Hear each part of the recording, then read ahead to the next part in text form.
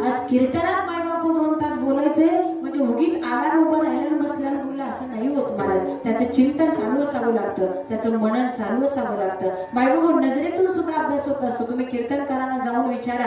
काही जणांना वाटतं कीर्तनकार काय भारी बोलत असतात. नाही, हे पाठ करून आले असतील, नाही अभ्यास करून आले असतील. अभ्यासाशिवाय महाराज कीर्तन करता येतच नाही हे नक्की खरंय. परंतु तरी सुद्धा कीर्तनकारांचा अभ्यास हा चिंतनातून असतो, कीर्तनकारांचा अभ्यास हा मननातून असतो. कीर्तनकारांचा अभ्यास चालता बोलता महाराज नजरेतून सुद्धा मायबाप कीर्तनकार अनेक गोष्टी शिकत असतो.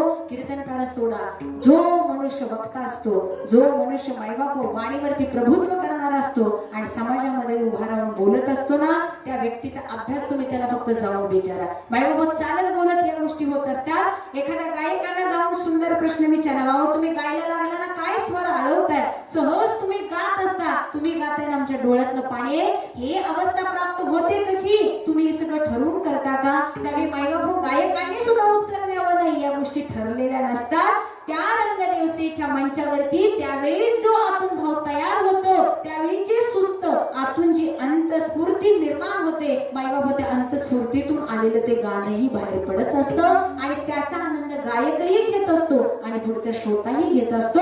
ही ताकद आहे मायबाप, ही ताकद आहे आपल्या आंतरिक शक्तीची. बरं, हे त्यालाच कळेल जो याचा अनुभव घेतोय. संगीत विशारद आहेत महाराज या बाजूला, ही सगळी गायक मंडळी, सगळी गुणीजन मंडळी आहेत, कीर्तनकार मंडळी आहेत. विचारा तुम्ही त्यांना.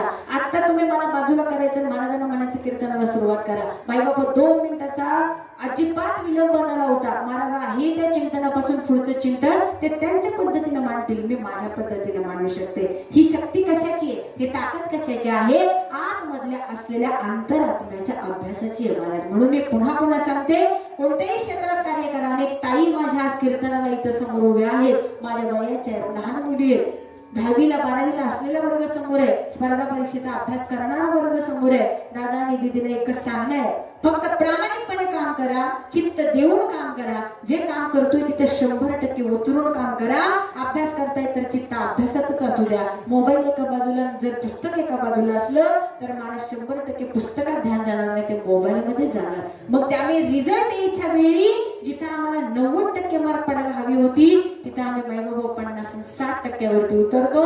त्यावेळी आम्हालाच पस्तावा होतो की पोरगी रात्रंदिवस अभ्यास करत होती पण एवढी मार्क कमी का? त्यावेळी मायबाप त्या मुलीने सुद्धा प्रामाणिक सांगितलं पाहिजे की अभ्यासाच्या वेळी माझा 100% अभ्यास चालू होता का, याचा प्रश्न तुम्ही स्वतःच्या चित्ताला विचारा. म्हणून परवानगी करत असताना सुद्धा आमचं चित्त हे 100% आम्ही देवाला आणि नामस्मरणाला दिलं पाहिजे. ते करत असताना जर 10 विचार आमच्या डोक्यात दिसत असतील